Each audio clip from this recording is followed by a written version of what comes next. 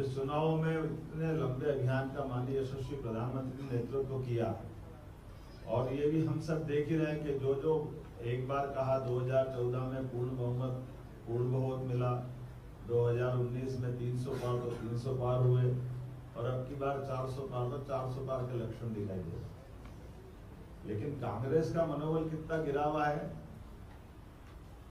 आप इसका अंदाज लगा लो कि 3 बार के सांसद थे, उनके पैतृक सीट थी अमेठी, लेकिन एक बार पटकनी खई तो ऐसे भागे कि केरल के आगे समुद्र आ गया। लोग कहते नहीं तो अरब में जाके लड़ते चुनाव, जगह ही नहीं बच रही थी तो भारत खत्म हो जाता हूँ। और उस चुनाव की धमक ऐसी हुई कि दोबारा जब वापस चुनाव का मौका आया तो आप अपने कांग्रेस के लोगों का मनोबल कैसे बनाए रख सकते हो जब चुनाव में हार जीत होती है, कोई बड़ी बात नहीं। इंदिरा गांधी भी हारी थी, लेकिन अपनी सीट पे भी लड़ने की हिम्मत नहीं। और उससे बढ़कर और एक तमाशा देखो कि जो जीत रहे हैं वो सीट छोड़ के भाग रहे हैं। सोनिया गांधी जी को क्या कष्ट है, इस उम्र में कोई बहुत अंतर नहीं था, लेकिन सोनिया गांधी जी जीती हुई सीट छोड़ रही और एक हार के भाग गए। तो आप मैदान तो वैसे मनोबल कार्यकर्ताओं का बनाओगे कैसे? इसका उल्टा देखो, माननीय मोदी जी चुनाव लड़ रहे, माननीय अमित जी चुनाव लड़ रहे, पूरे देश में कैंपेन कर रहे हैं।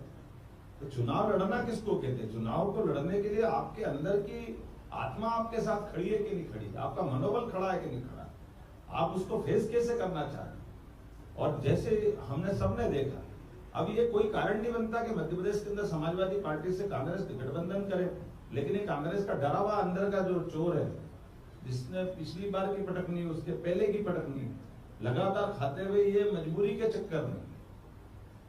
और हमने देखा कि वहां तो गठबंधन में दे दी और बाकी जगह 29 में से पहली बार 27 लड़ते हैं चुनाव देकर। आज तक कभी ऐसा नहीं हुआ कि 29 की जगह 27 के चुनाव कांग्रेस ने लड़ा। आजादी के बाद ये बड़ा नया इतिहास बना है कांग्रेस। और उसके बाद भी कितनी सफाई से, मैं तो समझता हूँ कितनी हिम्मत जुटा के बोलना पड़ता कि हम बहुत दमदारी से लड़े।